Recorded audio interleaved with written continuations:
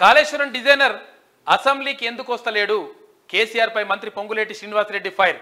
అధికారంలో ఉన్నప్పుడు దేవాలయం, ఇప్పుడు బొందలగడ్డ ఎట్లయింది? ప్రాజెక్టు ఎందుకు కుంగిపోయిందో సభకు వచ్చి కేసీఆర్ వివరించాలని చెప్పేసి పొంగులేటి శ్రీనివాసరెడ్డి గారు మంత్రి డిమాండ్ చేస్తూ ఉన్నారు. అప్పుడు దేవాలయం ఎట్లయింది, ఇప్పుడు ఇది ఎట్లయింది? అప్పుడు దేవాలయం అన్నటువంటి కేసీఆర్ ఇప్పుడు మళ్ళా బొందలగడ్డ ఎట్లయిందని చెప్పేసి మంత్రి అడుగుతా ఉన్నాడు.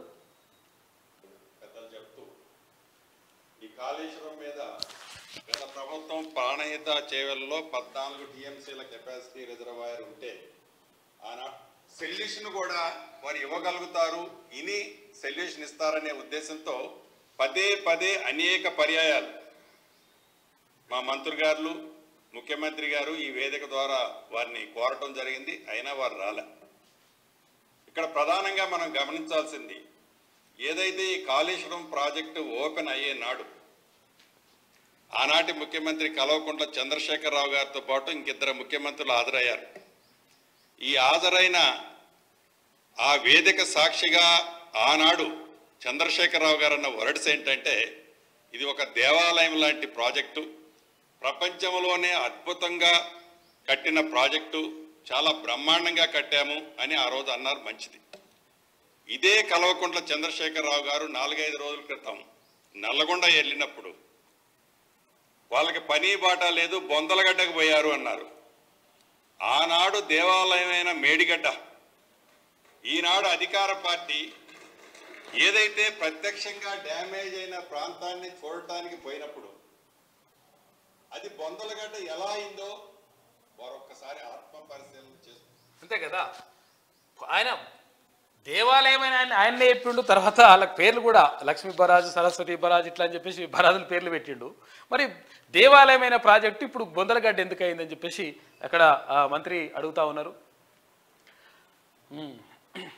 కాళేశ్వరం యూజ్లెస్, 3 బ్యారేజీల్లో నీళ్లు నింపలేం, గేట్లన్నీ కుల్లా పెట్టాల్సిందే. ఎన్డీఎస్ఏ రిపోర్ట్ ఆధారంగా బాధ్యులపై చర్యలు. గత సర్కార్ అవినీతి అక్రమాల వల్ల రాష్ట్రంపై 1,00,000 కోట్ల రూపాయల అప్పు పెరుగుపోయింది. వైట్ పేపర్లో తేల్చి చెప్పిన మన రాష్ట్ర ప్రభుత్వం అసెంబ్లీలో ప్రవేశపెట్టిన మంత్రి ఉత్తమ్. మేడిగడ్డ, అన్నారం, సుందిల బ్యారేజీలకు భారీగా డ్యామేజీ. అన్నారం బ్యారేజీ మళ్ళా ఇంకో బుంగబడ్డది. ఇక ఎస్ఏకు ఫిర్యాదు చేసినాం. సుందిల బ్యారేజ్ చెక్ చేయిస్తాం. 3 బ్యారేజీలను ఎన్డీఎస్ఏకి అప్పగిస్తున్నట్లుగా మంత్రి వెల్లడించిండు. కాళేశ్వరం ప్రాజెక్టు మొత్తం లోపభూయిష్టంగా ఉందని, అది ఓ యూజ్లెస్ ప్రాజెక్ట్ అని రాష్ట్ర ప్రభుత్వం తేల్చి చెప్పింది. ప్రాజెక్టులోని 3 బ్యారేజీల్లో నీళ్లు నింపలేని దుస్థితి ఏర్పడిందని పేర్కొంది. కాంట్రాక్టర్లకు లబ్ధి చేకూర్చేందుకే గత సర్కార్ ప్రాజెక్టును కట్టిందనే విషయాన్ని కాక్ కూడా తన రిపోర్ట్లో తెలిపిందని, వాళ్ళ అవినీతి అక్రమాలతో రాష్ట్రంపై 1,00,000 కోట్ల రూపాయలు అప్పు మోపిందని ఆందోళన వ్యక్తం చేసిండ్రు. ఏమైంది ఇక్కడ? కాళేశ్వరం ప్రాజెక్ట్ ఏమైందంట? అసలు యాక్చువల్గా ఇది ఒక యూజ్లెస్ ప్రాజెక్టు, పనికి మాలిన ప్రాజెక్ట్ అని చెప్పేసి క్లియర్గా మంత్రులు చెప్తా ఉన్నారు. నిజంగా కూడా ఒకవేళ అది అద్భుతమైన ప్రాజెక్టే అయి ఉంటే వాళ్ళు ఆయన్నే వచ్చేటోడు, కాకు వచ్చేసి మాట్లాడి ఓ ఇది సూపర్ అట్లా ఇట్లా అని చెప్పేసి చెప్పేటోడు. కానీ ఎందుకు మాట్లాడతలేడంటే, కాక ఎందుకు వస్తలేడు అంటే, కాక రాకపోవడానికి కారణం ఇదే. ఎందుకనంటే వస్తే ఆటోమేటిక్గా తేలిపోతుంది కదా కథ.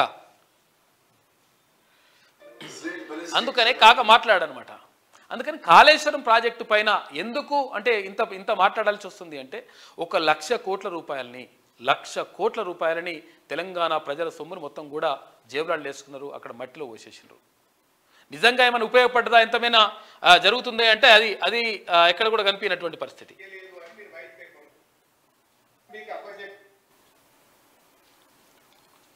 ఇచ్చిన స్టేట్మెంట్ తర్వాత మళ్ళీ మీరు మాట్లాడడం ఇది సరిగా.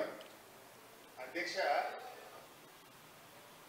సైన్ చేయలేదు, అది ఈ నెల లోపల ఈ ప్రాజెక్ట్ అప్పచెప్పారు.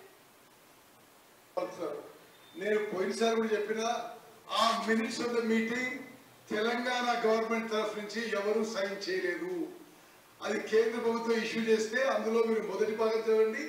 తెలంగాణ సెక్రటరీ ఆ విషయాన్ని వ్యతిరేకించిందని చెప్పి ఆ ఫస్ట్ పేరా చదవండి. అదేవిధంగా దయచేసి మీరు ఈ సభ యొక్క సార్థకత తగ్గించొద్దు. ఈ ప్రభుత్వము శాసనసభలో ఈ ప్రాజెక్టులు కృష్ణా నదికి అప్పచెప్పము అని ఇచ్చిన స్టేట్మెంట్ తర్వాత మళ్ళీ మీరు మాట మీ కార్యదర్శిగా 200 టీఎంసీ ఒప్పుకోని మీ సూచన. సరే, ఒకటి అధ్యక్ష, ఆన్ రికార్డ్ నేను మళ్ళీ స్టేట్ చేస్తున్నా, వారు స్టేట్ చేసే మినిట్స్ తెలంగాణ సెక్రటరీ సంతకం పెట్టలేదు. మా దృష్టికి రాగానే ఈ మినిట్స్ తప్పు, ఇది చూసినావా, ఇక లేని ఉన్నాయి అట్లా అట్లా సంతకం పెట్టేసిండ్రు, అయిపోయింది పోయిపోయింది అని చెప్పేసి ఇట్లా కథలు చెప్పే ప్రయత్నం చేసిండ్రు. 100% పెట్టలేదని చెప్పి చెప్తా ఉన్నారు మంత్రి ఉత్తమ్ కుమార్ రెడ్డి. చూసారు కదా, మొత్తం కూడా ఇక ఆగం చేసేసి ఇప్పుడేమో ఇట్లా అంటుండే.